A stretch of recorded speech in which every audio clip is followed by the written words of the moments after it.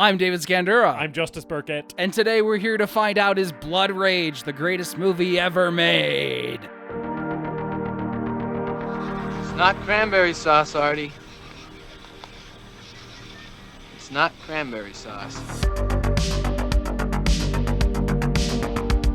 Welcome to the greatest movie ever made, the show where we watch a movie and tell you if it's the greatest movie ever made. That's not cranberry juice. Sauce. Oh my God. Oh, Justice, they say the line 5 times.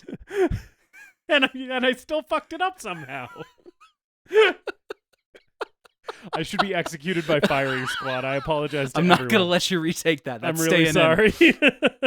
A movie that sauce. Cranberry sauce.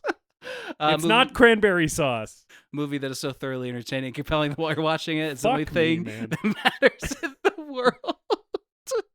I'm David Scandura, joined as always by my co-host and, I don't know, guy who probably has a few questions for me regarding this movie, Justice Burkett. My main question for you is just like, how did you find it?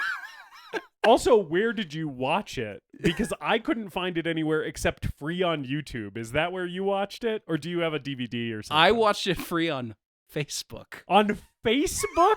Some on fucking Mark Zuckerberg's fun, Facebook? some fucking on the social network. Some chucklefuck has the unedited cut of this movie on Facebook. So I will say I think I did see the edited cut.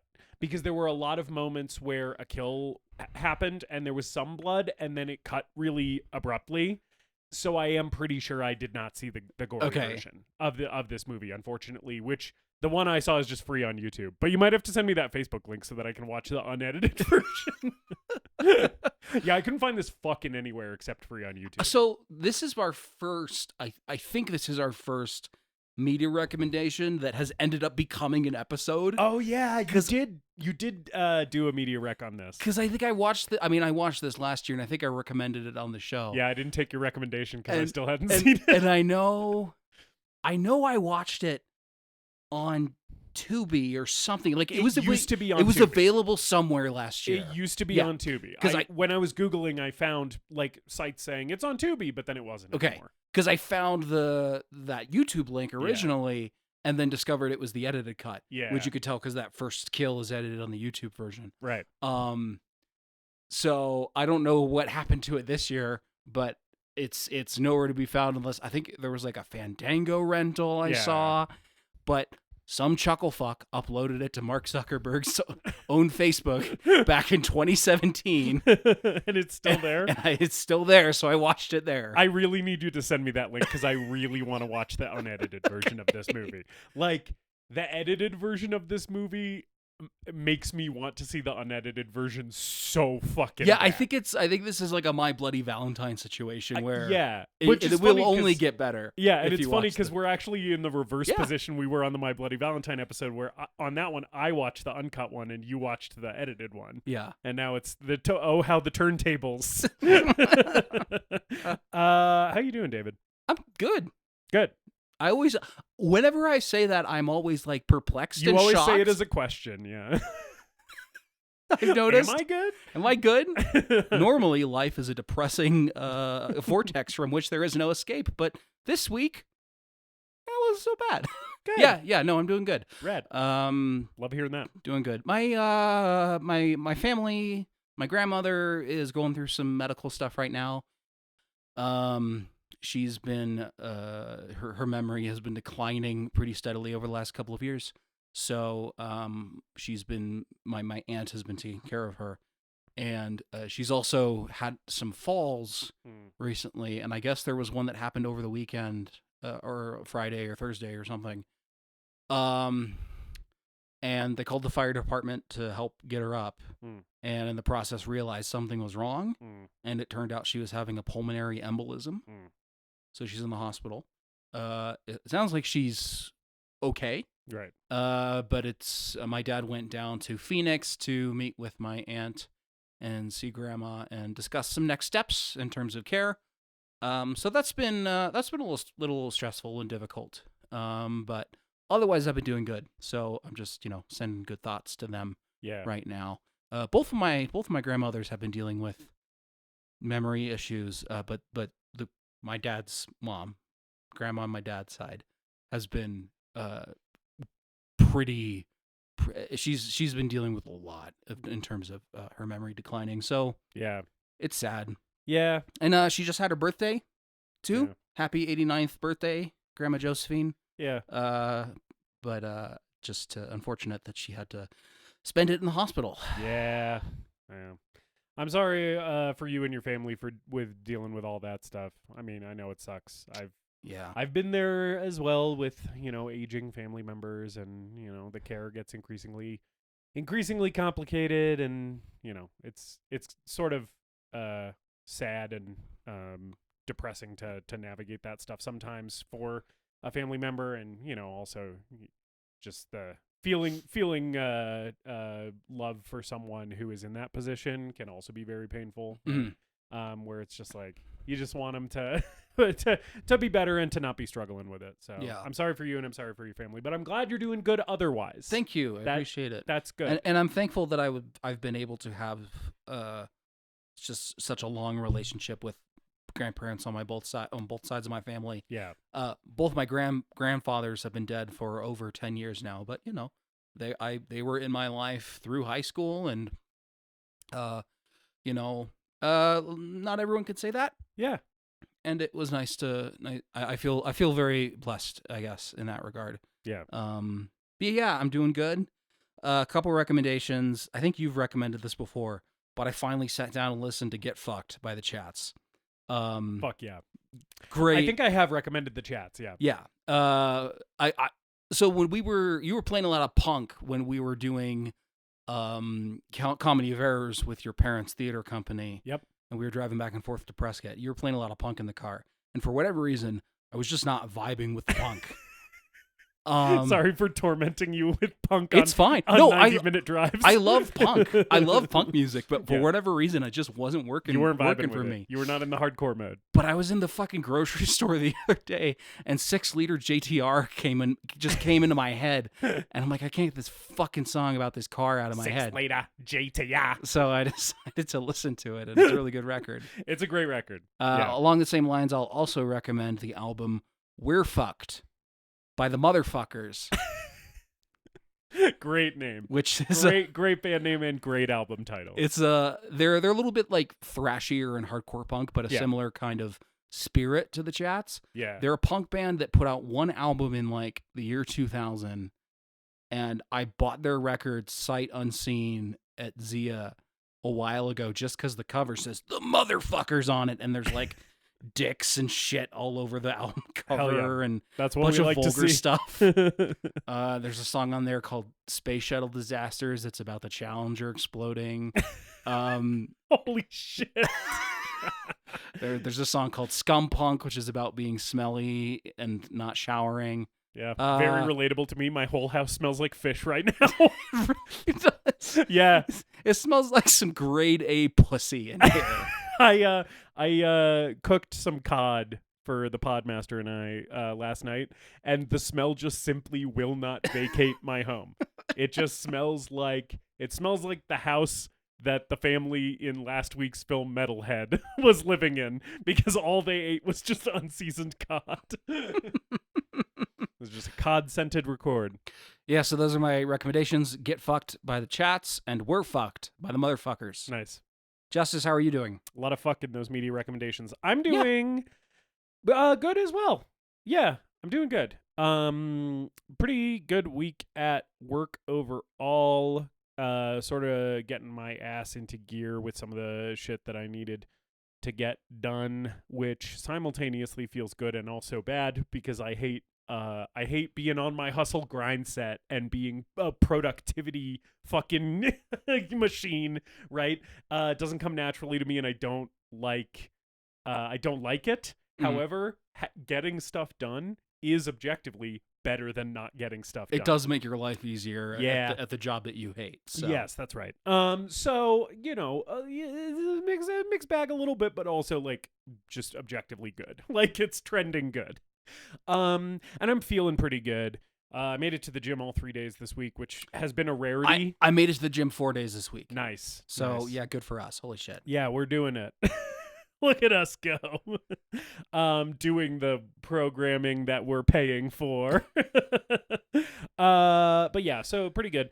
For media recommendations, I have been on a funeral doom kick lately.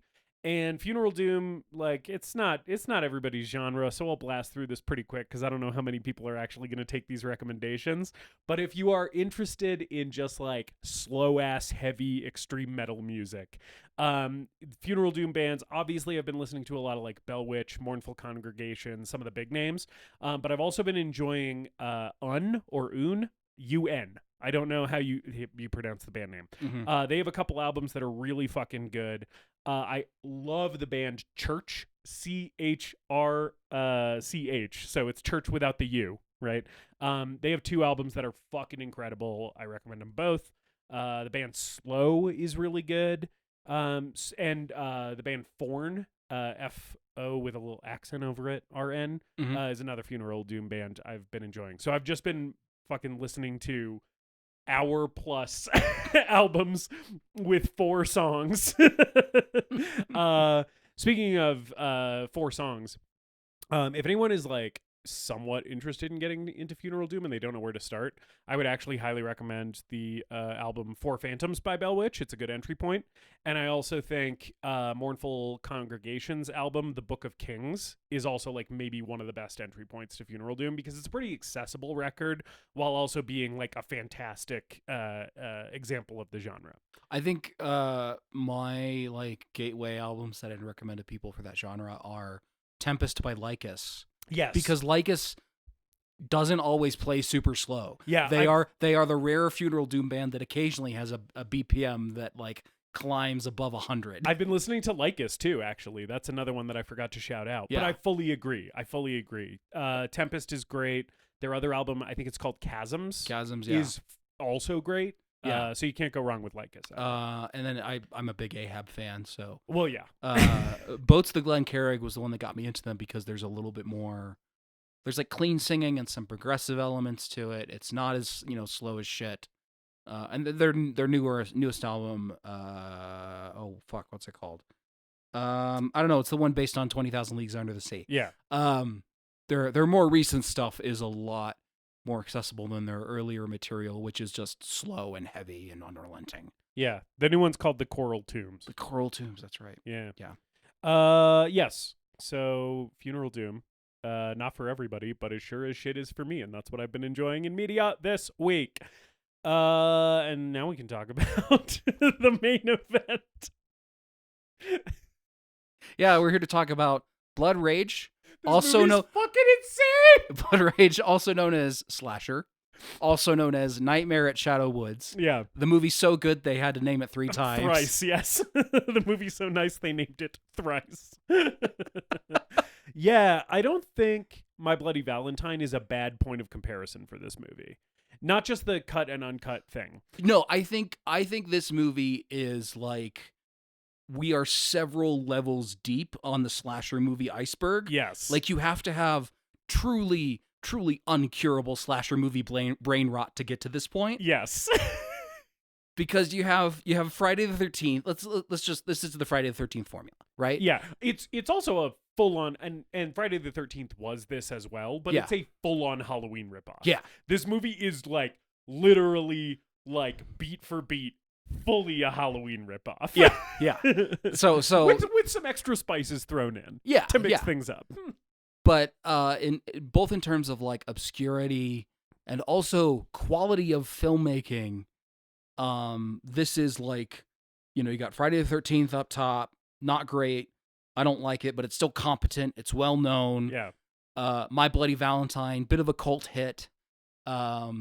Objectively better movie than Friday the 13th, but fewer people know it. Still not a great movie necessarily. Disagree. Hard disagree. That movie rocks. It does. but yeah, I get what you're saying. And then like Sleepaway Camp, and like Sleepaway Camp is like stupid and weird and bad. Yeah. And then you get to Blood Rage, and Blood Rage is like makes Sleepaway Camp look like Citizen Kane. This movie is so fun to watch. This is such a fun time because it's exactly what you're saying where it's like there's almost no hint of like winkiness or irony in this movie.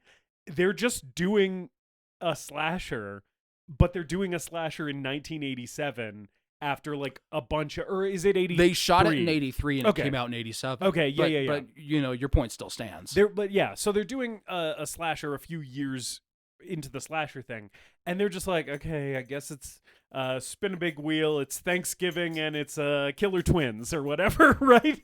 Like, but it seems like maybe it's being motivated by the slasher craze and is sort of like a cynical money grab, but like not in a way that makes the movie bad, if that makes sense. Like it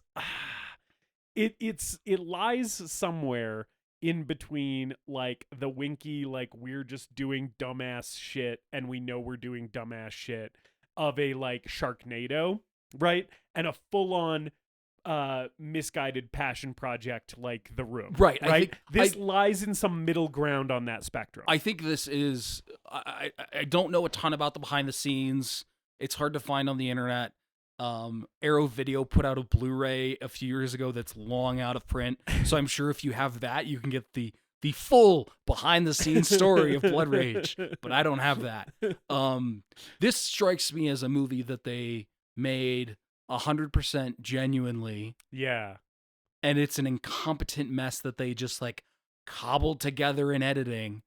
And it's glorious. Yeah. Because this follows the formula that so many like B slashers, low budget, terrible slashers with nothing new to the table. It follows that formula, which is a bunch of people run around the woods. Yes. And just like a bunch of people get killed. Like this movie does, it is bad. This movie's bad.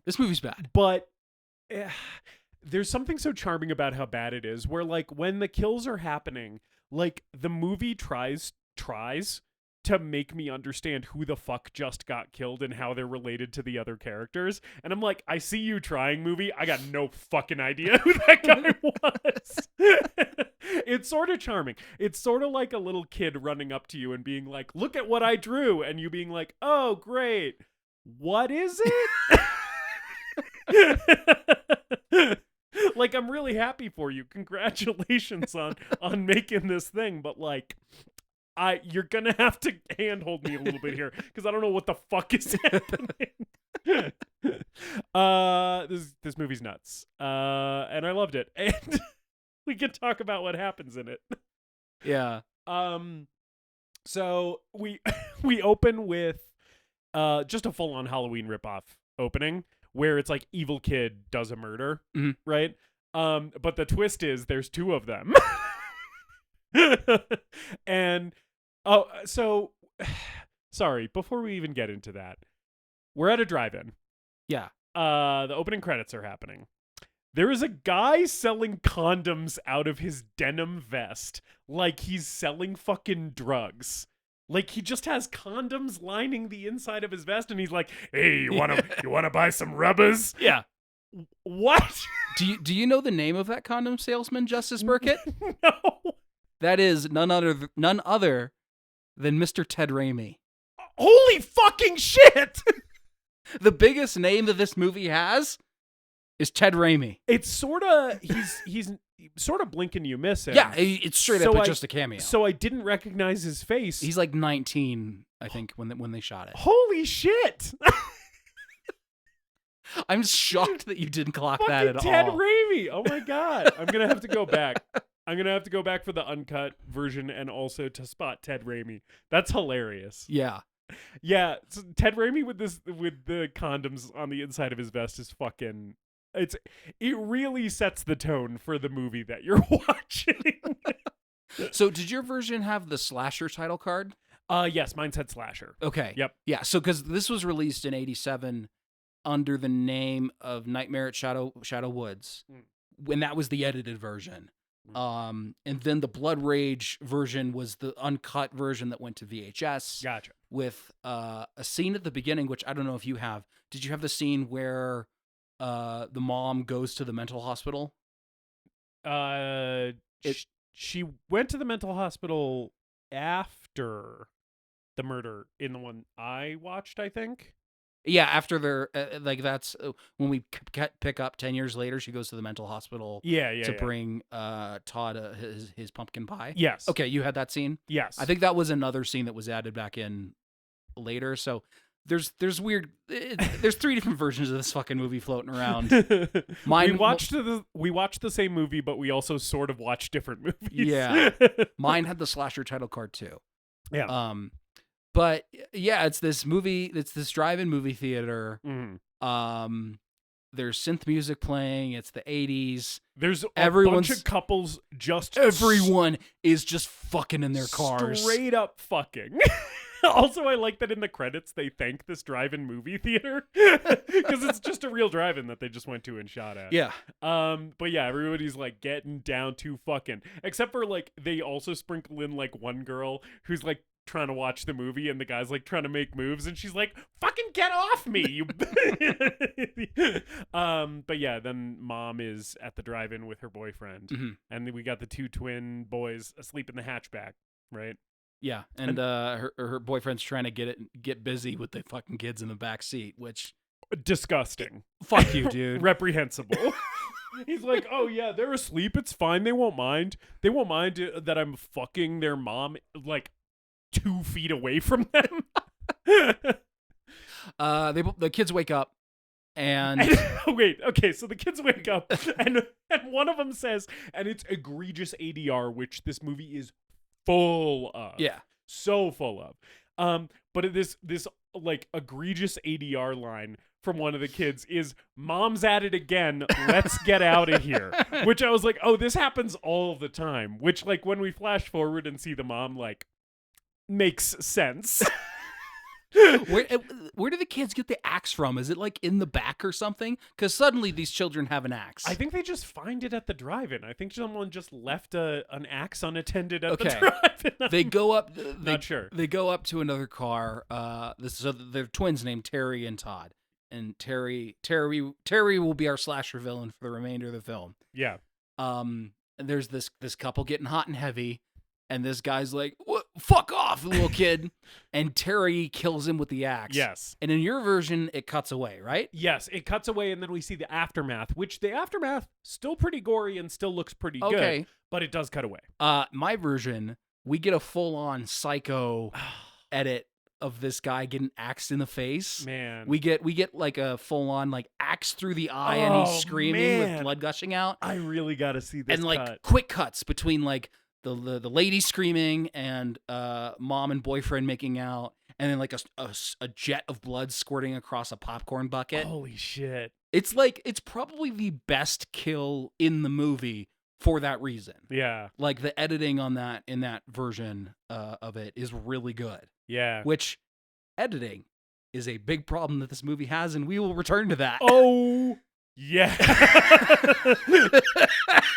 Are you talking about that is the last time I will compliment the editing in this film. You're talking about the multiple scenes where someone is in a room and then just like a cut happens and they're suddenly in a totally different location in the room. Like they fucking teleported. Yeah. So Terry blames it on Todd because Todd goes like full catatonic. Yes. He puts the axe in his hand, rubs some blood on his face. Yes. And the movie is predicated on the premise that this mother of twins is a shitty enough mother that she straight up cannot tell her kids apart. Right? Because she sends Todd to the mental hospital. Well, I guess she can tell them apart. But like she just thinks that Todd did it, I guess. Terry successfully frames him. The movie does a good job of differentiating Terry and Todd, and they're played by the same actor, Mark Soper, who does a beautiful performance in this film. He's legitimately actually good in this movie. Yeah. I think there are a couple of performances in this movie that are legitimately actually good, and everybody else, the acting quality is the first 5 minutes of a porno where we're doing plot before we all start fucking.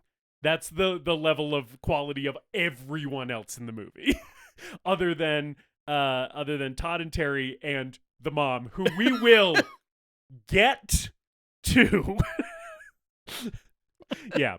So yeah, Todd goes away. He goes to a mental institution, which they keep calling his school in the movie. And then like there's like a quote unquote reveal moment where the mom is on the phone with somebody and she's like, I said it was his school, but it's actually a mental institution. And it's like, we fucking knew that. Like, who is this for? So there are a billion insane lines and insane line readings in this movie that we will not repeat for you verbatim. We can't get to all of them because there truly are multiple of the craziest lines being delivered in the most insane way in every scene. Yeah. And the first one that sticks out on first viewing is it's not cranberry sauce because he says it 5 times in the fucking movie, and then at one point he says it twice before and twice after killing a guy. And that's like the one Thanksgiving related pun they had, and they were just like, that's all we got, guys. By the way, so this is our Thanksgiving episode. Yeah, right? Happy Thanksgiving. The Thanksgiving theming of this slasher movie, very light. It's like barely a Thanksgiving movie. We eat Thanksgiving dinner, there's a little bit of a scene there, and then there's like the cranberry sauce line, and that's basically it. It's pretty much nothing else. Yeah. Again, we're like by orders of magnitude lower on the scale than My Bloody Valentine and Friday the 13th and Halloween. Yeah, like Black Christmas, so Christmassy. Mm-hmm. Christmas oozes from the screen in that movie. Halloween fully captures the spirit of the holiday. Blood Rage is kind of like, well, there's a turkey. What do you fucks want? I don't know. Which is how I found it, because I was looking up Thanksgiving slasher movies, and like, we had just had Eli Roth Thanksgiving. Great movie around this time. When I watched it last year. And then I know Thanksgiving is one. I forgot about Thanksgiving. We could have done that this but somehow I came across Blood Rage. I'm glad we did Blood Rage. And I think I don't remember if this is the movie that I became acquainted with my Letterboxd friend Jared on. But this was a Jared recommendation. Because he had watched this. I don't know him personally, but if he's listening, shout out to Jared. What's up, Jared? But Jared's like King Schlock. Like, he will watch anything. And I finally, I tracked it down and watched it, and I was like, oh, fuck, this is great. Mm-hmm. But yeah, the Thanksgiving theming in this movie is so light. It's a blink and you miss it. And sort of like how awkward the Valentine's Day theming in My Bloody Valentine is. Although, again, it is done way better in My Bloody Valentine. And it's so much heavier. Like, there's some, like, Valentine-related shit, like, in every scene. Yeah. Whereas in this one, it's kind of like, oh, yeah, this is happening on Thanksgiving. I forgot. Because the last 20 minutes of the movie had nothing to do with it. It is endearing that this movie tries to be a holiday slasher. There's a lot that's endearing about this movie. Yeah. Endearing is a very good word for this movie because, again, it's just like a little kid coming up to you with his shitty drawing. You're like, aw, you tried so hard. So then... The line of her revealing that he's in a mental institution, I did write it down because this was the line that stuck out to me this time. Yeah. Which is, she's on the phone. This is later in the movie. She's on the phone. She's fucking soused at this point. The problem is, my son just escaped from his school. Actually, he ran away. Actually, it's a mental institution. Actually, he ran away from his mental institution. Best screenplay. I love the mom so much. Also, your impression was very good because this woman is a walking cigarette. Every line, she's like, "Oh, my boys." I just love my boy so much. I love my boy so much. You think Todd's gonna come home for Thanksgiving? Operator, please. Operator, I don't know how to actually use a phone. Can you please connect me to my boyfriend?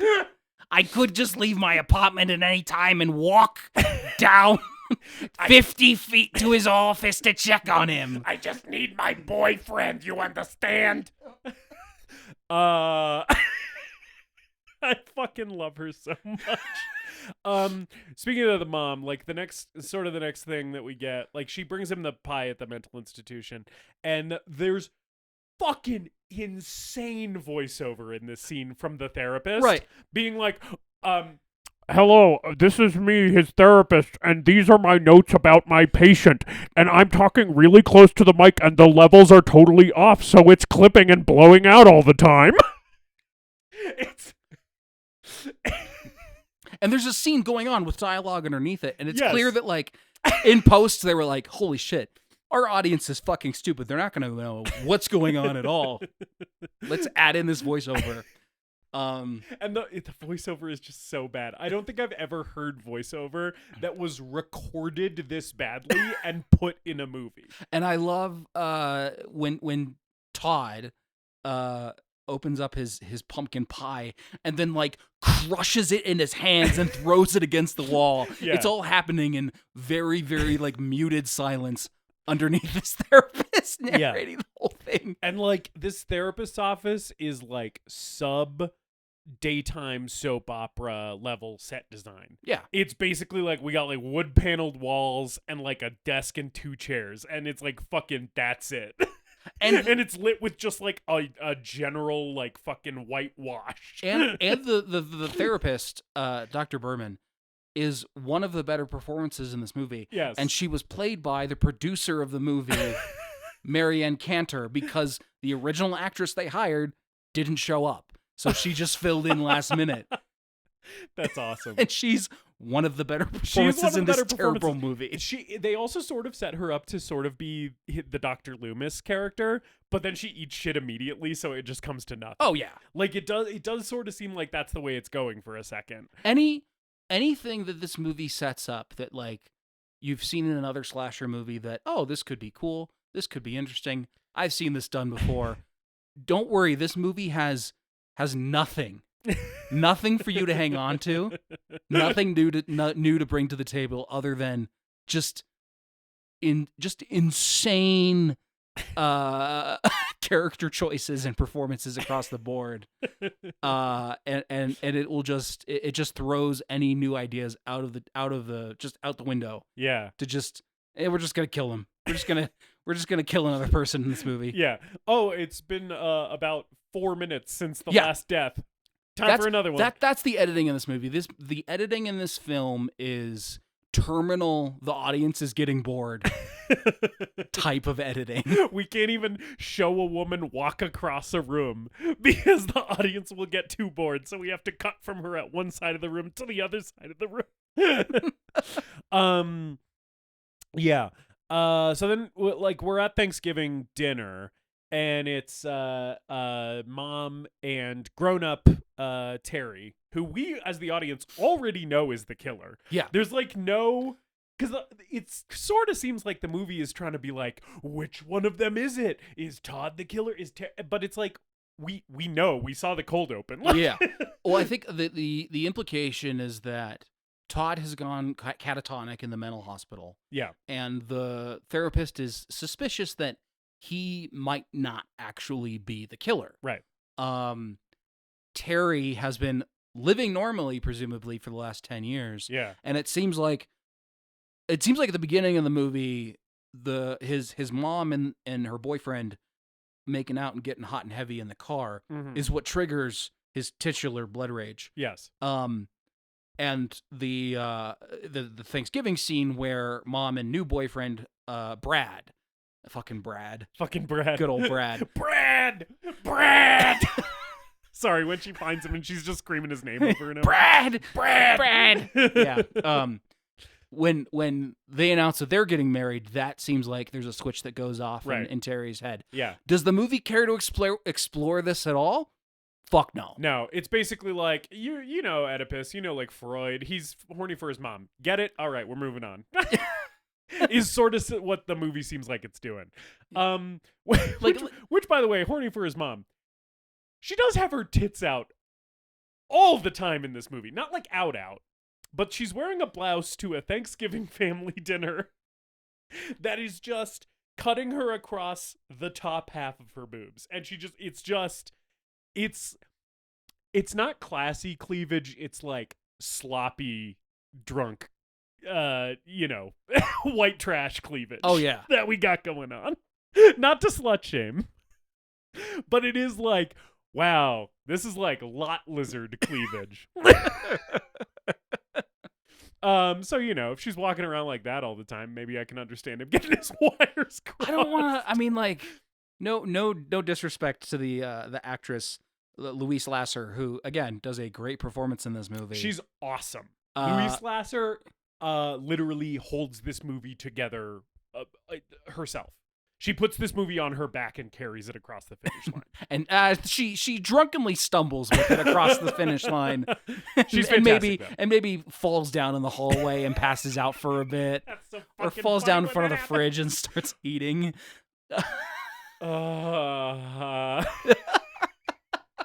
When I tell you that, like, I mean, we'll get to it, but when I tell you that fridge moment was the moment where I was like, am I watching the best movie anyone's ever made?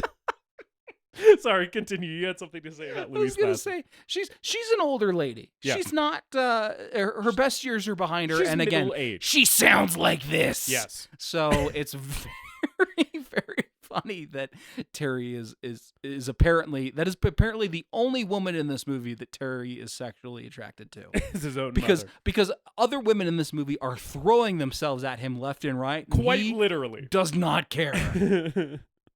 Yeah. But anyway, so they're having the Thanksgiving dinner. It's relatively normal, but then yeah, like Terry gets fucking set off because Mom and Brad go and start making out or whatever, and he like sees it, and it activates his serial killer brain. Because they announce that they're getting married, and he gets up to like shake Brad's hand, and Mark Soper does this like like congratulations thing, and it is fucking hilarious. He's so funny in this movie. Like a lot of just the shit that he's doing, I'm just like, wild choice. He's having the time of his life in this thing. It's and it's I'm great. like, I honestly think he's great. yeah, I'm like, just like, can we get rid of the Halloween franchise? We don't need any more Michael Myers. Can we just have more Terry movies? More Blood Rage. That would be our big four slashers: Jason, Freddy, Leatherface, and Terry. Blood Rage 2, Revenge of Terry. Yeah, fuck yeah, I'd show up. Yeah. And then, so like, after his serial killer shit gets activated, I don't remember if does he kill Brad first and then the doctor shows up, or does the doctor show up first? I don't remember. He kills, well, the doctor shows up, but he kills Brad first. Okay, yeah. So Maddie, Louise Lasser, the mom, gets a call that Todd has escaped from the mental institution. Yes, and apparently he just kind of walked out. Yeah. It doesn't seem like there was like some great escape or whatever. He's just in his regular clothes. He's not in like patient garb or whatever. Like this is not the fucking asylum break from Halloween. It sort of seems like he just strolled out the front door. Right. Because it was... I mean, his doctor was like, I don't think he's saw crazy, that and I don't set. think he killed anyone, so you can just go. You saw how cheap that set was. Yeah, he could have just run through the wall. And then Brad and Terry, there's a knock on the door. Brad and Terry show up, and it's the doctor with this fucking kid with a gun. It's a tranquilizer gun, but he's for a second there, you think he's gonna fucking blow Terry's head off. I rewound this brief scene with them at the door with the doctor and this orderly with the tranquilizer gun. I rewound it and watched it 3 times because I could not fucking believe what I had just seen. Because they opened the door and so fast, rapid fire, the doctor like says some shit about Todd escaping and then turns to the orderly and is like, don't worry, it's just a tranquilizer gun, put that down, right? And she's just delivering this dialogue like bam bam bam bam bam. And I'm like, wait, sorry, what? Because they just show up at these people's door waving a gun around. This doctor, who is played by the producer, as you mentioned. Yeah. She is one of the better performances in the movie. She also seems like coked out. I don't know, just something about her, like she was really just ripping through this dialogue. I don't know, man. Fucking movie producer in the 80s. Yeah. On you're producing Blood Rage and your actress hasn't shown up. So She probably is cocaine. you gotta fill Yeah. in. Yeah. Well, I then love that scene. Brad. So Brad goes back to his office, and this is where Brad gets killed. And then the orderly and the doctor like split up, and they just fucking wander into the woods. But Brad, this is Brad's death. Yes. So in the edited version, we do see the hand get cut off. Right. And a blood he's spurt. like holding the stump. Yeah, and like blood sprays out of it. A little Monty Python-esque jet of blood. Then you don't get much more than that. I think it cuts away. And again, you see aftermath later, but you don't really see much of how it goes down. Yeah, that's what I have in my version too. Do you have the hand holding the beer on the floor and like twitching with oh my god. I really wish I did. So he cracks open an Old Style, which is the beer of choice of this film. Yes. And he cuts Terry cuts that hand off and it goes flying and it lands on the ground still holding the beer and the fingers are like twitching. That and rocks. it's a really, really cheap looking hand prop. That rocks. I wish I'd seen that. But yeah, so Brad gets fucking iced here. Also, so I think that it's either after this first kill or after like one of the next ones when Terry changes. But before he changes, I do really have to call out his outfit because he is wearing a fucking like striped polo with the collar popped. He has the collar fully popped and he's wearing a tie, which is fucking bananas. It's such a right. crazy. That's his Thanksgiving meal. When he's at Thanksgiving outfit. dinner, he is in a polo with the collar popped and a red tie. It is fucking insane. Also, speaking of insane costumes, the orderly who comes with the doctor from the mental institution is wearing like a cut-off puffer vest thing, like sweatshirt with a hood, and he's like really jacked. It's just he looks like a male stripper. He looks like Adam Sandler in the 90s. He's got like a hat with a little like kind of flippy bill. Yeah. And he the next thing that happens is they're wandering around looking for Todd, and he's like the dialogue here where they're talking to Todd as if he's a cat hiding in the bush, and it's like, come out, kitty, kitty. Come out, Todd. It's okay, you can come out. I got the doctor's gonna be mad here for you. You want to get high? And then he goes and sits down and lights up a joint. I loved him trying to lure out this mental patient with a joint. It's so fucking funny, and also like it works because then Terry comes up.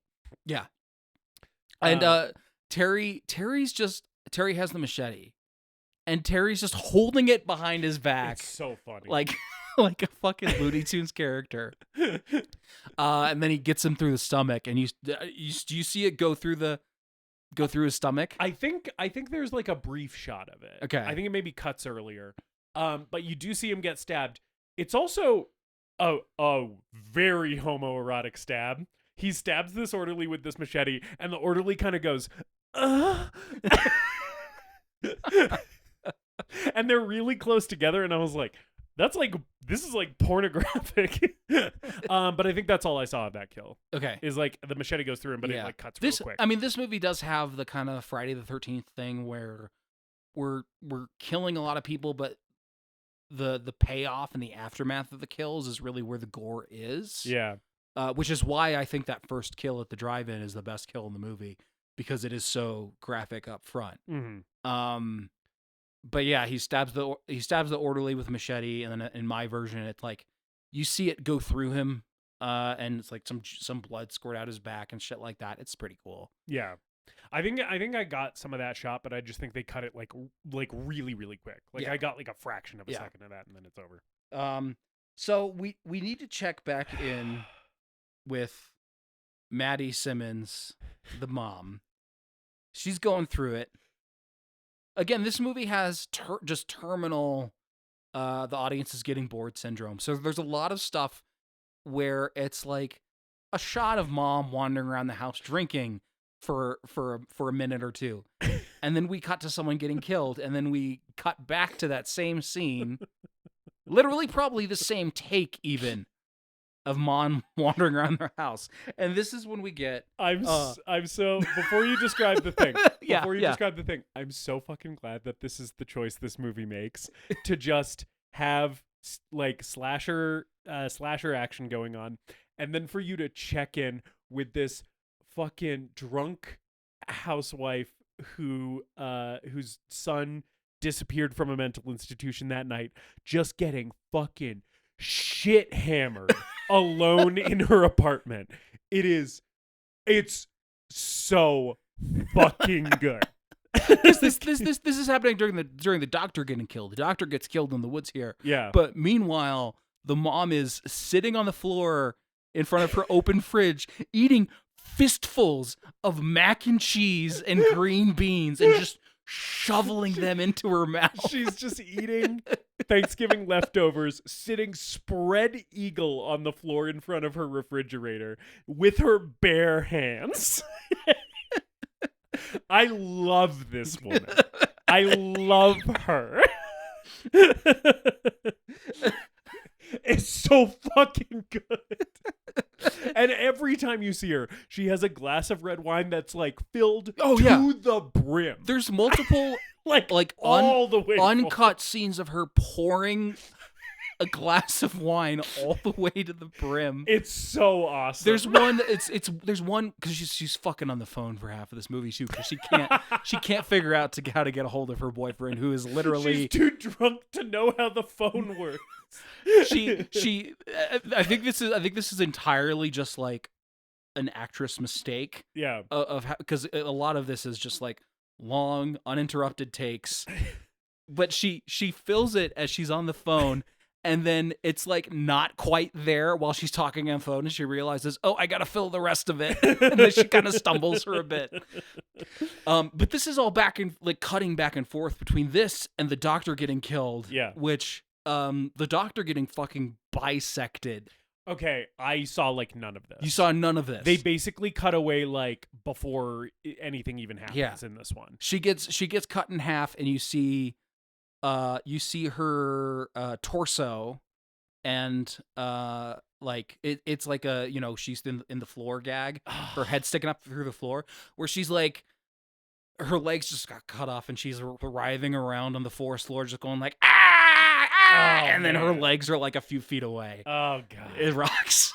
I'm really sad that I didn't see that. Yeah. And this is where we get our first "It's not cranberry sauce." Yes, he says it's not cranberry sauce because he goes to take a shower and takes his bloody shirt off. Yeah, I think we just cut to like after him killing the doctor, and that's where that line comes in my cut. And then he changes his shirt, and then like pretty shortly after this, he is Todd shows up outside, and he's like trying to get into the apartment. I think Todd is like trying to warn people because somehow he psychically knows that Terry's on a murderous rampage. I don't think we ever see him like find a body. How does he know what's going on? Well, the doctor says that he's starting to remember what happened the night of the original murder. Oh, okay. So I don't think he knows that there's a psycho rampage going on. He just knows that Terry was the one who killed someone all those years ago. But he has come home, but he can't get in. Like the apartment's locked up, and he's like trying to find a way in. And then this girl who is Terry's girlfriend, whose name is Karen, played by Julie Gordon, and apologies to the actress Julie Gordon. This is some of the worst acting I have ever seen in my entire life. It is mind-boggling how bad this performance is. It is so bad that it circles back around and sort of becomes good because of just how fully incompetent and wooden and nothing it is. And she's been set up in the movie previously. Yeah. And there's another girl who's like new to the apartment complex named Andrea. And I had no fucking idea how she was related to anything. Okay, yeah. Karen and Andrea are both at Thanksgiving dinner. Yeah. And Andrea like is giving the biggest fuck eyes to Terry. She basically straight up is like, hey, if you want to come over and fuck me later, you can. Right? And he's like sitting with his arm around his girlfriend as she's saying this. Yeah. It's like, she can hear you. But Karen doesn't do anything about it. No. I think Andrea's the hotter of the two of them. Andrea's got like, she's smoking. Yeah, she's got a little bit of a punk chick thing going on. Yeah, she's got like the big 80s hair kind of going on. Yeah, she's got like a denim vest later. Everyone in this movie looks like they're 30. Yes. Like minimum. Like we're like Karen is I think they're supposed to be in like college. Yeah. But Karen looks like she has 2 kids and a mortgage. Yeah. Yeah, and Terry and Todd both look like these guys vacation at Tahoe. And again, like Mark Soper is playing both of them, and unlike, I don't know, some other movies with twins, like doing a really good job of distinguishing which is which. Yeah. Like the physicality of the performance, the delivery, even just visually, like his hair is different for both of them. Yes. Yeah, I like that Todd has like kind of stringy wet hair. Yeah. And then Terry's, it's like all coiffed. Yeah. Terry's the fucking Chad. Terry's the Chad of the film. Yes. I don't know how his mother has such a hard time distinguishing them. Todd really is just like a limp, inert little fuck in this movie. Like, I understand he's been traumatized, but he can't do shit. Yeah. Anytime he sees Terry, he's like, my murderous brother, I gotta run away. And this scene where Karen mistakes him for Terry. They're both trying to get into the apartment. Yeah. And then, like, she comes around the back and finds Todd and mistakes him for Terry. And he doesn't really say anything. He's sort of nonverbal. And she's like, oh, you're high. You always get real quiet when you're high. Well, listen up. I want to fuck the shit out of you. Like, she literally says, well, I want you to make love to me. And he's just like, then he finally is like, wait, I've never kissed a girl before. Do you want to kiss me? Oh no, come back! Because she runs away because she thinks that he's a murderous killer. Yes, because he says like, I'm not Terry, I'm Todd. Yeah, but I've never kissed a girl before, and she's like, well, you really ought to try it sometime. Bye. And then runs and gets into this car with 2 fucking assholes who we've never seen before. And I was like, who the fuck are these guys? I think so. There's one scene at the beginning of this movie that sets up like Terry he's playing football. I think these are some of the guys that he's playing football with, but they don't matter. They again, both of these men are 48 years old. These are New York Guidos stuck in this movie that apparently takes place in Jacksonville, Florida. Oh, okay. I thought it was California the whole fucking time. No, they shot it. There's a credit at the beginning of the movie that says Jacksonville, Florida, or a title card. They shot the apartment scenes in Florida. Okay. Yeah, and I think they probably shot like the movie theater scene somewhere else, but I think it's supposed to take place in Florida. Gotcha. But I have their names written down. One's Greg. I don't remember what the other one's name is. Is it Sorry, I was looking at the cast list and I just saw Ted Raimi, Condom Salesman. Condom Salesman. As if there aren't stores for that. Is the other one Bill? There's a guy named Greg. Bill. There's a guy named Greg. There's a guy named Bill. It's probably Bill. But they both. Oh wait, no, it's Artie. That's right. It's Greg and Artie. Yeah. And I don't remember which is which necessarily, but they're both just like, hey, a gabagool, a mozzarella. Like that's what they sound like. Yeah, and these guys are going to be balding in like the next 3 years. And she runs back to the car and is like, oh, Terry's crazy brother Todd is out there and he told me he never kissed a girl or whatever, and he was being real weird. And one of the guys is like, yeah, I'll go fucking get him. I'm gonna get out of my fucking convertible and grab my Louisville Slugger and beat this asshole to death. So he goes looking for Todd. I don't think he finds him. No, Yeah. Todd's in the woods and he finds Dr. Berman's corpse. Oh, yeah. Which you don't really see the aftermath. You don't? You don't really. Oh my God. So Yeah. again, she's cut in half. Yeah. And her legs are lying a few feet away. So what he does, There's like no even reference to her being bisected Really? at all in the cut version. do you see You like the, don't see it at all. do you see the aftermath of Brad? Yes. Okay. Yes. And Wi- that's maybe the goriest scene Okay. in the cut version. With him, he's still Yes. like his head propped up on the desk. And Yes, there's with blood with everywhere. the one hand cut off Yeah. and the other hand. That's probably the goriest scene in the cut version, but you do get it and it is fantastic. So what Todd does is Yeah. he goes over to the dead body of Dr. Berman, and she's been cut in half, and her legs are a few feet away. So he picks up her legs, and like puts them underneath her torso with her guts hanging out. God. And he starts crying. He's like, "I'm sorry, I'm sorry." Oh, holy shit! I need It's to watch so the other version fucking of this. funny. And then he takes her gun, and this gun is a toy gun. This gun Yes. looks like a toy gun. So there is the moment of him. You don't see him put her legs back on. You do see him like find her body, and there is the shot of him grabbing the gun. But because they cut around her being bisected, I was honestly confused what the fuck was happening. The way it's cut in the edited version, where I was like, I guess he found a gun on somebody. Like, I don't really know what's going on Yeah. here. Yeah. And I don't even think they make reference to her having a gun Yeah. beforehand. Right. We just know the orderly has a tranquilizer gun, which, by the way, if you think Chekhov's tranquilizer gun will come back, it doesn't. We never see that tranquilizer gun used. We do, however, see the painted this painted gun used. Or is it this one? I don't even know. Yeah, it is. Okay, it is yeah. this one. It looks like a plastic painted gun. It's literally like a cap gun, like a black cap gun that was spray painted silver. Yeah. And I think they do use the guns for the rest of the movie look better. Yeah. But Yeah, the tranquilizer gun looks more real Yeah. than the real gun. well, and there's a scene where Todd somehow makes it into his house and he's like sitting in his childhood bedroom for a minute to just again waste the audience's time. And he has like a toy M16 yeah. on the shelf. That looks more real Yeah. than this fucking gun. Which gets like a full-on close-up, so you can tell just how not real it looks.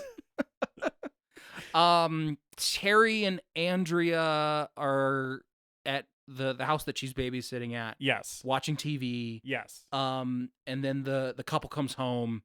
We'll come back to the couple. Yeah. Andrea leaves to go to everyone's like got a bunch of different plans in this movie. Right. It's as if Thanksgiving night is like New Year's Eve, where Yeah. everybody's just at a party. We're going to different parties. But Andrea and Karen have a party that is just them and then Artie and Greg. Mhm. And Artie and Greg are playing video games and they're sitting on the couch drinking. Yes, this is where my favorite line of the movie, one of my favorite lines of the movie happens, which is they're playing video games, and one of them says to the other one, I don't know which, I can't identify who's Greg and who's Artie, but one of them says to the other one, I'm going to whip you like a stepchild. I was surprised that one stuck out to you so much because I clocked it this time. But I was like, I don't know if this is any more egregious than some of the other stuff in this I just movie. think it's because it's so understated. Like they really don't make a Yeah. moment out of that line at all. It's just kind of a throwaway one. And I'm like, excuse me, what the fuck did you just say? I'm going to whip you like a stepchild. Also, I do think that's like kind of a great insult. Like it's kind of like a great, like, if you're gonna like fucking own someone in a video game, it's kind of a great thing to say. Like it kind of fucks. I don't know. But yeah. Andrea and one of the guys go off to bang. Yes. And then Karen and the other one are sitting there playing video games. And this is again like another long take of just holding on them playing video games and doing this video game banter back and forth like, oh, I'm gonna beat you, oh, you crashed, Oh, watch out for that wall. as the other two leave out of focus in the background. Right. And it takes them like a full minute to realize like, I wonder where they went. Yeah, it is very funny because it's like the movie forgets to cut away from the scene and the actors just have to ad-lib fake video game dialogue. Yeah. Like it truly does seem like it's like, okay, like are we cutting? No? All right, I guess we'll just keep pretending to play this video game. Yeah. The single mom that Andrea was babysitting for is she's like a classic like 80s curly hair horny ass redhead. Yes. In the tradition of like the chick from Gremlins. Yes. Or the chick in RoboCop that wants to fuck RoboCop. Yeah, she also kind of, for me, was giving a little bit Julia Louis-Dreyfus in Christmas Vacation. Okay. Although she doesn't have as much of like the yuppie thing going on. Yeah. But it is like the big hair, like this like kind of hot athletic woman or whatever. And she has gone on a date with a man who I can only describe as a chinless wonder. Yeah. He's a little worm guy. He's just a nerdy little wormy piece of shit. And she is incredibly horny for this guy. Yes. And it does the full, like, I'm going to go slip into something more comfortable. And he's like, okay, that sounds good to me. And you realize she goes back into her bedroom. I'll just sit here and drink this banana liqueur. She goes back into her bedroom, and there's the baby sitting in its little crib. And she goes, Mama's gonna get you a rich daddy. And then starts holding up lingerie like in front of herself in front of the mirror, but not like putting it on, which is very funny. She's just like, oh yes, I'm gonna hold this out in front of my body.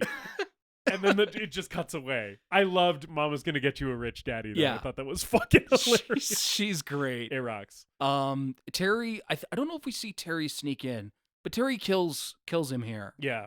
And so this is Bill. That's right. His name's Bill. Oh yeah. Terry kills him, and then when the lady comes back out into the living room to look for him, she then opens the front door. And do you get the head? No. Oh man. Yeah. Really? Yeah. We get a fake rubber head just like strung up in some cables on her front porch. Yeah, the unedited version of this movie is so much better. Wow. Yeah. Okay. No, you don't see shit. And this is the scene that I was talking about where she keeps teleporting around the apartment, and I think it's because they were cutting shit out. They must have. Yeah. Because she runs back in, and then literally she opens the door, and then it just like cuts very abruptly to her being menaced in the apartment by him. Yeah, because Terry like sneaks up behind her. He's like hiding in the closet or something. Yeah. Okay. Wow, that sucks. Yeah. I mean, it's not a great. It's no, not a but great I would like to rubber head, see it. but it's a rubber head, you know? I would rather see a rubber head than not see a rubber head. Yeah, so they get fucking got here. How does he kill her? Is there like a big thing No, there? we get the aftermath. Oh, okay. During the end of the movie when we're doing the Friday the 13th chase. Yes. And Karen's running all around the apartment complex and like grabs the baby. He's like, it seems like he's been he hasn't been mutilating her body, but like she opens the door to the bedroom and she's like, and the lady's sitting in a chair, and we see Terry pulling the machete out of like her chest. Okay. So it's just another aftermath. Which thing. I do think you do see that one. Okay. Maybe in the cut version. I can't quite remember. But yeah, so like while this is happening, we have cut back to Mom a couple times, and she's just like vacuuming the house, the apartment and it's got to be pretty late at night. She's cleaning the oven. It's like 11 p.m.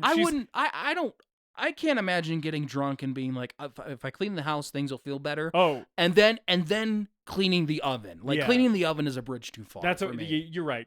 Oven cleaning is a sober task. If I've ever heard one. Yeah. You can vacuum drunk. And I clean the oven the night before I'm scheduled to leave the apartment and terminate my lease. Yeah.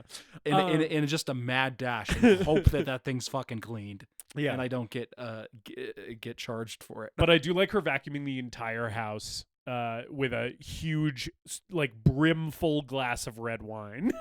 And just kind of stumbling around with the vacuum cleaner. I don't know if it's here or later, but there is at one point she does just kind of stumble in the hallway and just then, pass the fuck out. And then pass the fuck out and just sit down in the hall and give up. Yeah, and Todd is in the house at this point. He snuck back into his bedroom. Yeah. And he carries her to her bed. Yeah. And she wakes up and thinks that he's Terry. Mm-hmm. And then this woman fucking rallies so hard. Yeah. After being passed out drunk She gets back up, and the first thing that she does is pour herself another glass of wine. Well, okay, but after he puts her in bed, I don't want us to lose sight of a thing that happens here. Yeah. Which is, she thinks it's Terry, and Todd is kind of like, oh, she can't tell us apart. She thinks I'm my brother. This is making me feel bad. I'm going to go. And he, like, starts walking out, and she goes, Terry, come give mommy a kiss. And then they have, like, a quite romantic kiss on the mouth. Yeah. Okay. Thanks for bringing this one up. I appreciate you reminding me of this. The sexual chemistry here is like palpable, and they like they kiss each other, and then they're like holding each other's faces and like gazing into each other's eyes, and then it just cuts away, and I'm like, what that edit just told me is that these people fucked. Like, there's no other way for me to interpret gazing longingly into each other's eyes after having a tender kiss and then like cut away, other than like they're boning. Like, yeah.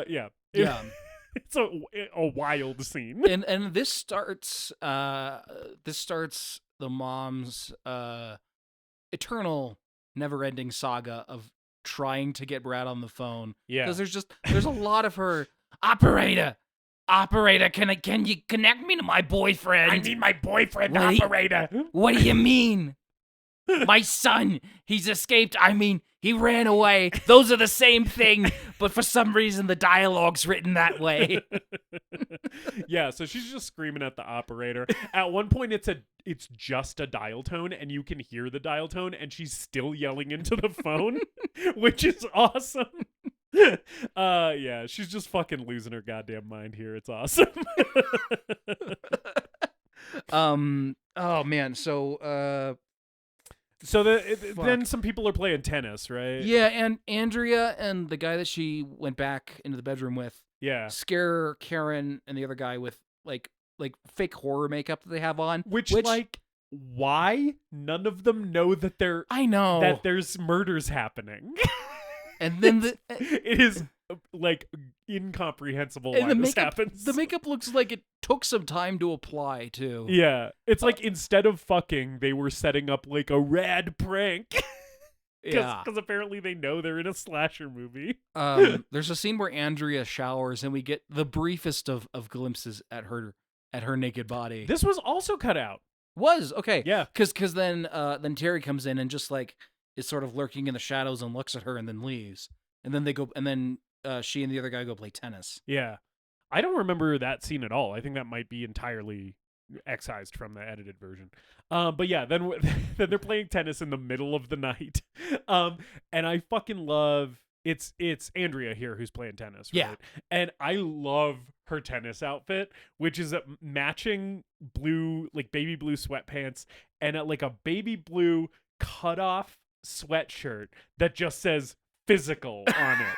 It's like, it's so 80s. It's primo 80s athleisure, 80s workout wear. It's so fucking good. And fucking whichever of the guys, Greg or Artie, it doesn't matter. They're interchangeable.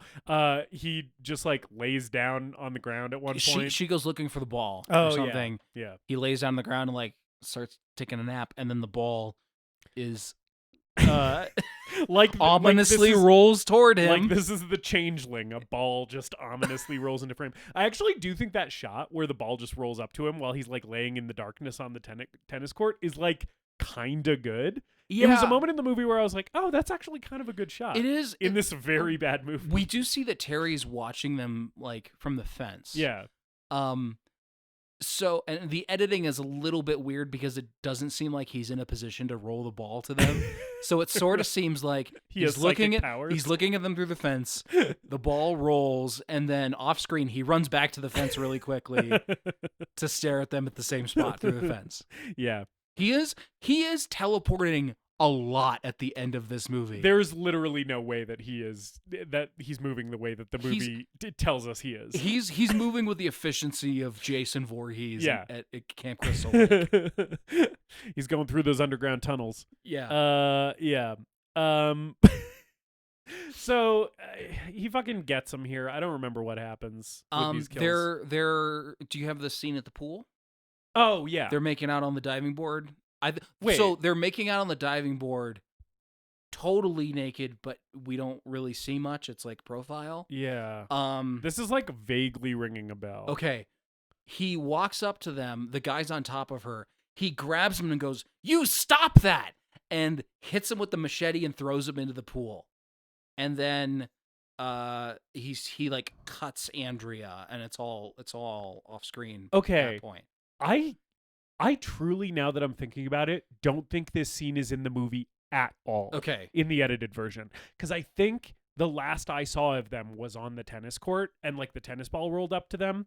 And it's like, I just assumed they got killed off screen, I guess. Did you see their bodies in the sauna at the end? No. Oh my God. Yeah. What do they do to this poor movie? Because during the chase at the end of the movie, she runs into the pool and like opens the door to the sauna. He opens the door to the sauna, and he does a little like, "Oh, sorry, didn't mean to disturb you guys," and their bodies are just hacked in pieces in the sauna. No, I didn't see that at all. Wow. Yeah. Like the chase still happens in like the pool at the end or whatever, but like I didn't see any sauna shit. Okay. That sucks. Yeah. Sounds like a way better movie that you watched. Yeah. I still had a great time though. But him grabbing the guy off of the diving board and going, "You stop that," and then hitting him with a machete, throwing him in the pool is pretty rad. Yeah. It's a good way. It's a good kill. Sounds good. We check back in with Artie and Karen. Yeah. I did have this written down. It was Artie. Okay. So the other guy must have been Greg. Yeah.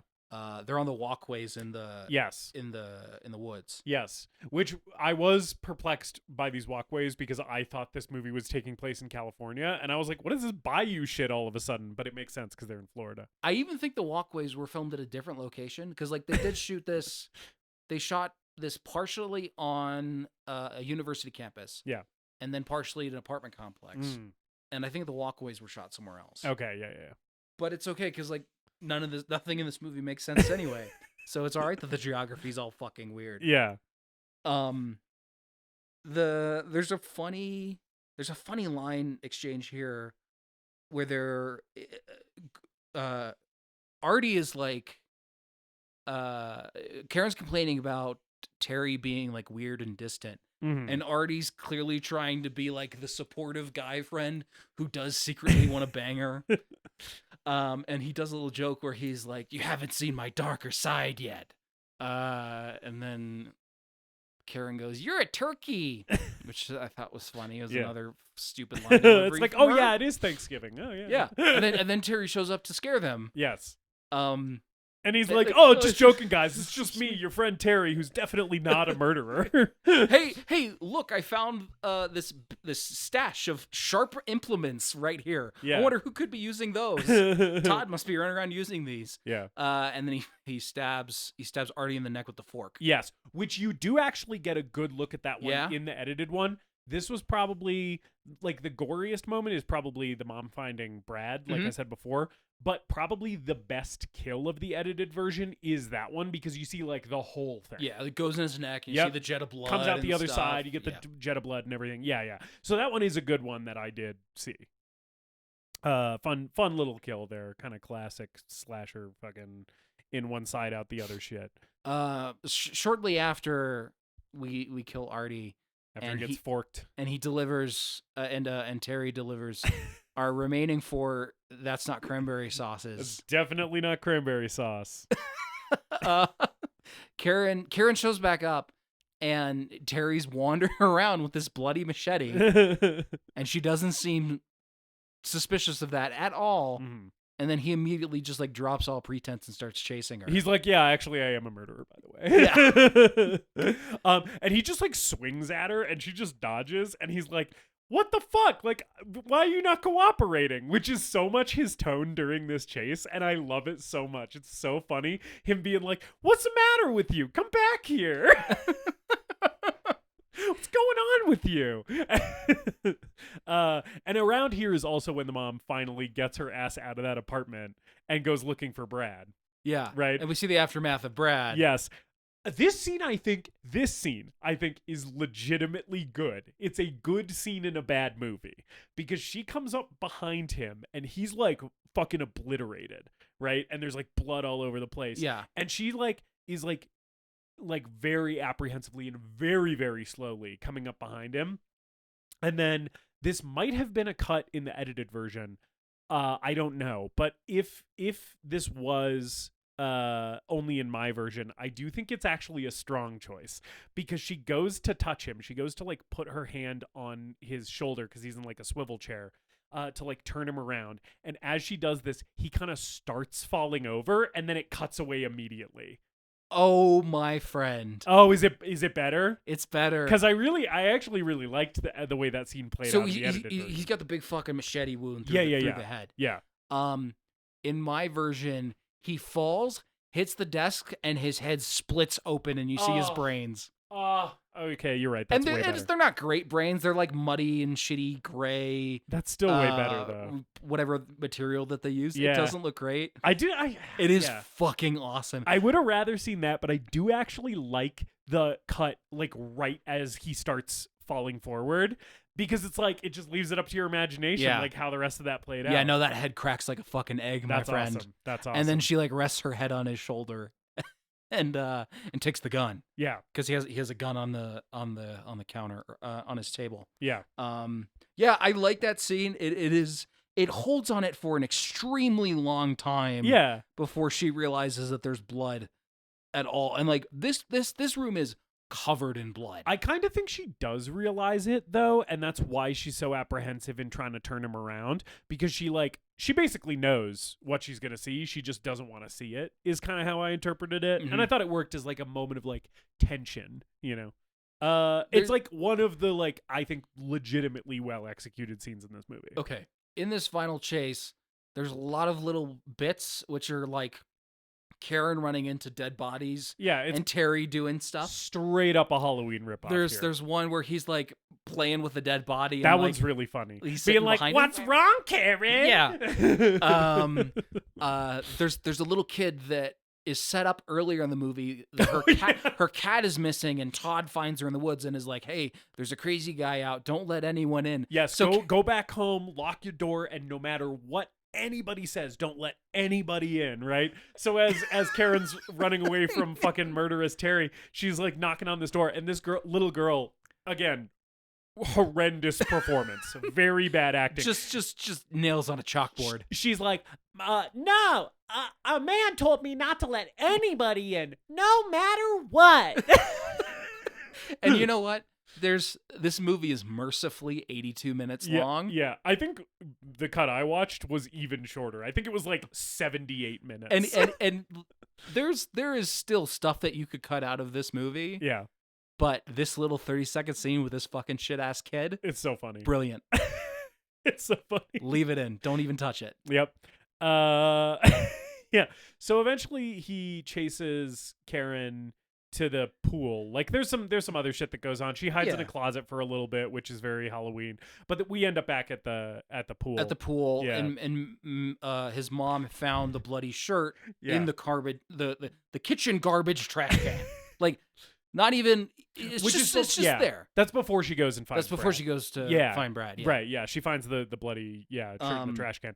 But I fucking love. So Karen runs away into this pool. This indoor pool, and she has the baby. Yes, with her too. Right, because she rescued during the chase. She runs into the house where the mom and Bill got fucking murked, and rescues the baby.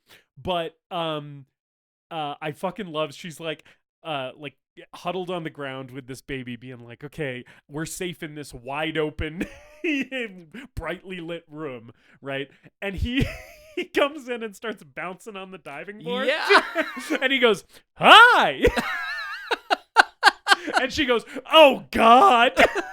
And this is when she runs. Awesome. This is when she runs into the sauna and discovers Andrea and the other guy like hacked up in the sauna. Yeah. And I think she's hiding in a closet or something because Terry starts doing more bits where he's like, "Oh, sorry to interrupt you guys," and then he goes over and takes a piss in the urinal. Yeah, I did get him taking a piss in the urinal. Did you get a piss? I don't remember seeing the bodies in the sauna. I don't think Okay. that made it into my cut. But Todd shows up here, and he and Terry fight in the pool like little kids. So he's seen Terry a couple times throughout the movie, and Mhm. like every time he sees Terry, like I said before, he just turns tail and runs away, which is so funny because ostensibly this is what he's trying to do, is protect people from his murderous brother, and yet every time he has the opportunity, he's like, "But I'm scared." And I think he does point the gun at him, and then they start just fighting in the pool. Right, and they fight in the pool because he can't fucking do it or whatever, because he's a little bitch.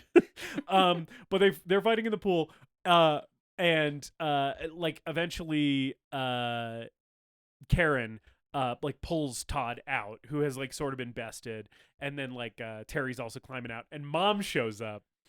She just strolls in her robe, Yeah, like ice cold, just takes out the gun and fucking shoots him. this scene. This is the end scene of the movie. Yes. Right. This is the climax and the end of the movie.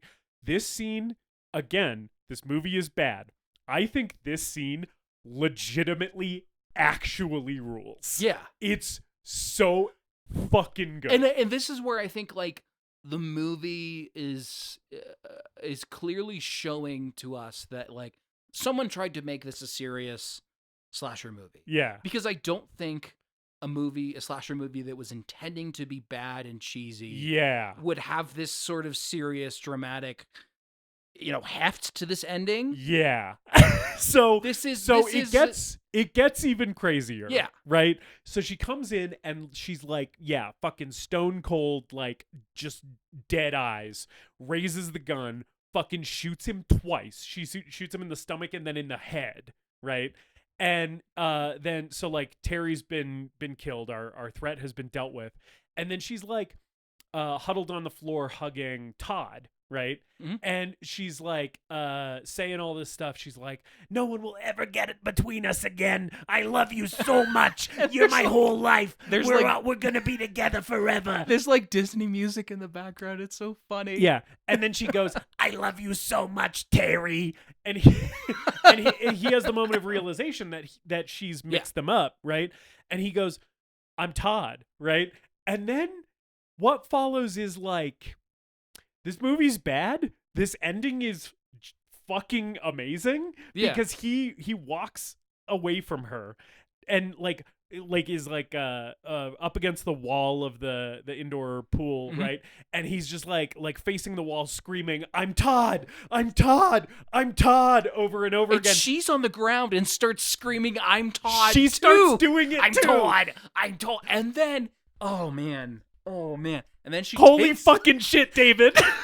she takes the gun and fucking takes the bullet train to hell and just shoots herself in the head. Just so slow, dude. Like this cacophony of "I'm Todd, I'm Todd, I'm Todd" is happening as she's raising the gun to her temple, and she just fucking blows her brains out. Yeah. End of movie. And in my version, she puts the gun to her head, and then I think we see just like it cuts to like a jet of blood. Yes. Yeah, like it's not gory. Yeah, I do. I think I saw the same thing. Yeah. In that yeah. And it's like fucking. It's like Dr. Loomis unloading on a child at the end of Halloween 4.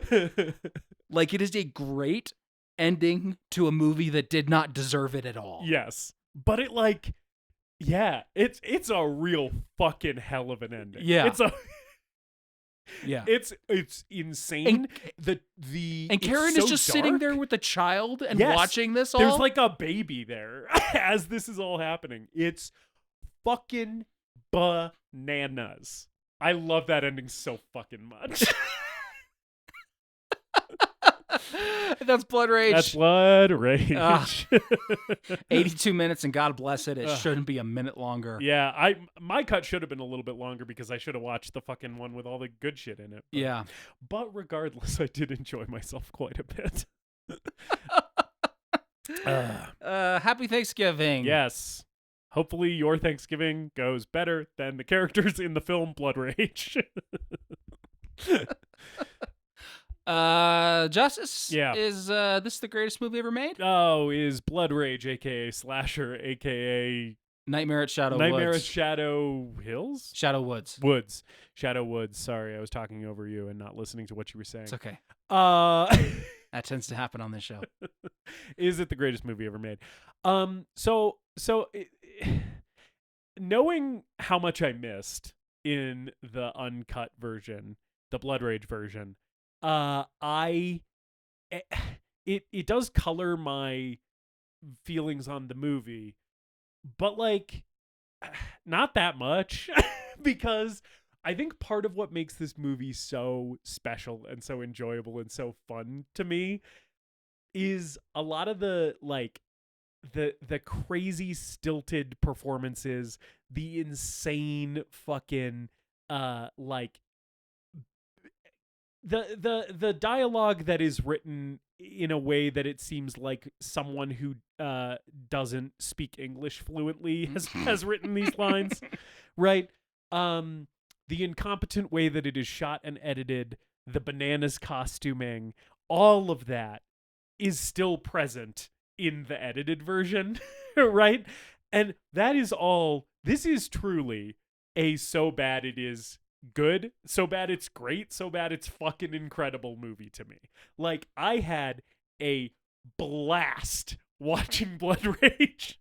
I really want to go back and watch the unedited version so I can see some of that shitty gore. But like, even without that stuff, the bananas performances, the mom losing her fucking shit throughout the entire movie, that fucking bonkers, like, dark as shit ending, it's all like marvelous stuff. It is a masterclass in bad movie making. And I just had a fucking amazing time with it. So, like, yes, I'm going to say Blood Rage is the greatest movie ever made. Like, yeah, like, this movie is bad. Blood Rage sucks, and it's also fucking incredible and awesome. And, you know... And this is one that doesn't have a cult following. Yeah. Like, I've heard about it, but this is not like... This is not like The Room or even My Bloody Valentine or Sleepaway Camp. Like, right. People don't... I had never heard of this. People don't talk about this. Yeah. And I think it's really worth checking out. And I guess there's a Facebook link that you can find if you're so inclined. I wouldn't recommend using the YouTube link I used because it's not the gory version. But yeah, really excited to go back and see the gory version of this. But even as is, it's just like, yeah, would I say, you know, The Room's the greatest movie ever made? Probably. Like, if we ever did The Room on this show, which we probably won't.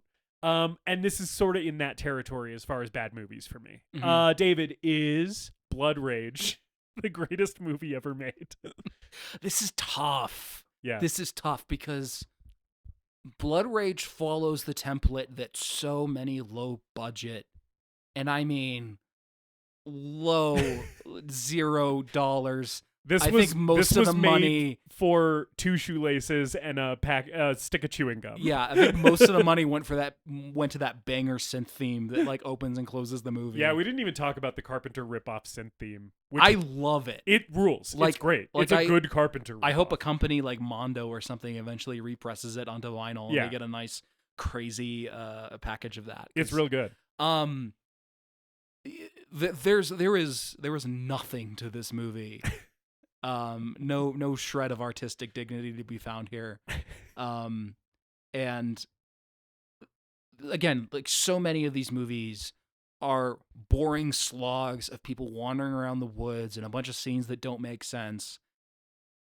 And to be fair, that is a good 60% of this film. Good 60% of this film is boring, nonsensical shit, occasionally held up by just a terrible, a gloriously terrible performance or an insane line delivery. And the other 40% is just grade A, delicious, artisanal slasher cheese. This is kind of like a best case scenario. You know, you pick up so many bad movies hoping you get another Room and they're just trash and terrible and disposable. This is a fucking unicorn. It's not quite something like a Who Killed Captain Alex that ascends to some sort of like transcendent brilliance. Yes, and also like it's different because that's a good movie. Yeah, it's a good movie made for nothing. And even like I think like probably My Bloody Valentine is better than this. But you know what? Fuck it. Blood Rage is the greatest movie ever made. It's so bonkers and like My Bloody Valentine, like a nice, comforting, warm blanket slasher movie. Yeah. It's so amateurish that it becomes quaint and endearing and adorable, and hits these truly majestically insane moments, like the ending, like some of the gore, and kills some. Just Mark Soper's, again, master class of a dual performance. He is really good. Yeah. But particularly his stint as Terry is something to behold, on the level of like Silent Night, Deadly Night 2, Garbage Day, which is in our future, in our near future. We'll be talking about that soon. Yeah. Yeah, dude, if you can fucking track this thing down and get some friends and crack open some beers, it's perfect. It's a perfect movie to get drunk to, because you can completely ignore it for all the boring parts. That's right. And then hone in for all the insane shit. Literally, there is no plot to be found here. So yeah, you can go in and out of this thing. You can put it on at the background of a party. But I would recommend that after Thanksgiving dinner, you just gather up your whole family, get Mima and Peepaw, Auntie and Unkie, set them down on that couch. Everybody's got a nice belly full of turkey. Yeah. Put on Blood Rage. You'll Put be on having a Blood great time. Yeah.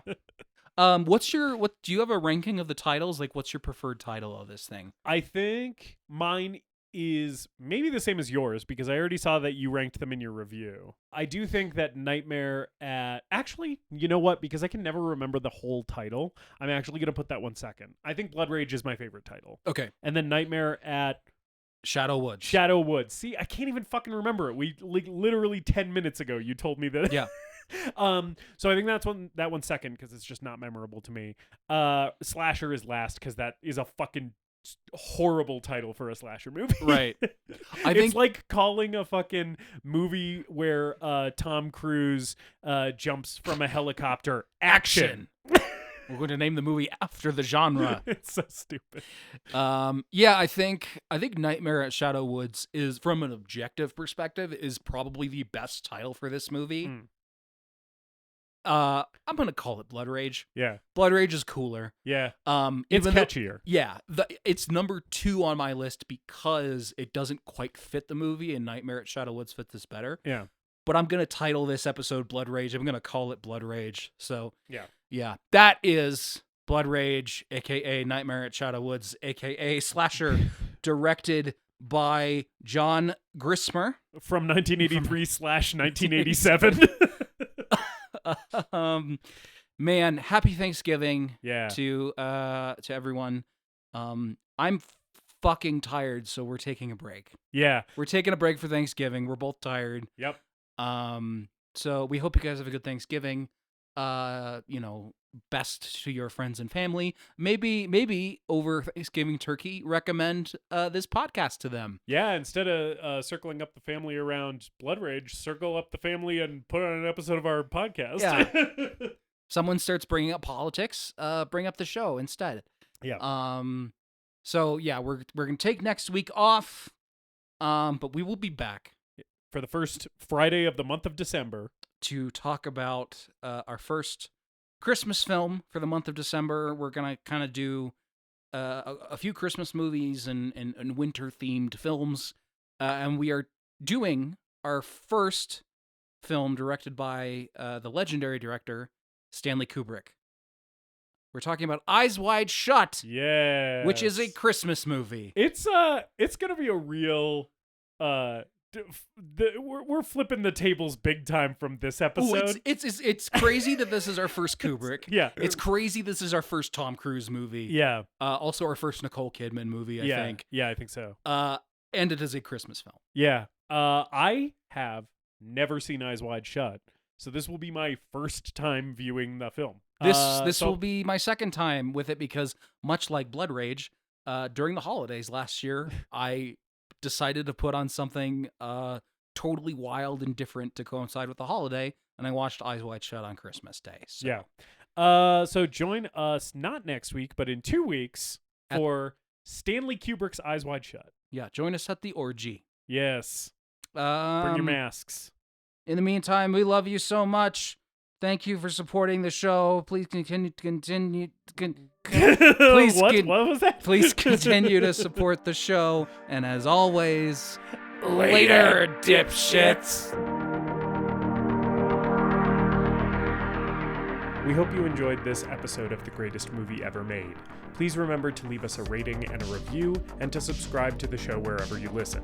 We appreciate you supporting the show and spreading the word. Tell your friends to listen, tell your enemies to listen, tell your mom to listen. If your neighbor has an unsecured Bluetooth speaker, connect to it and play an episode. You can follow us on social media at TGMEM_podcast. And if you've got a movie that you want us to talk about, send us an email at thegreatestmoviepodcast@gmail.com.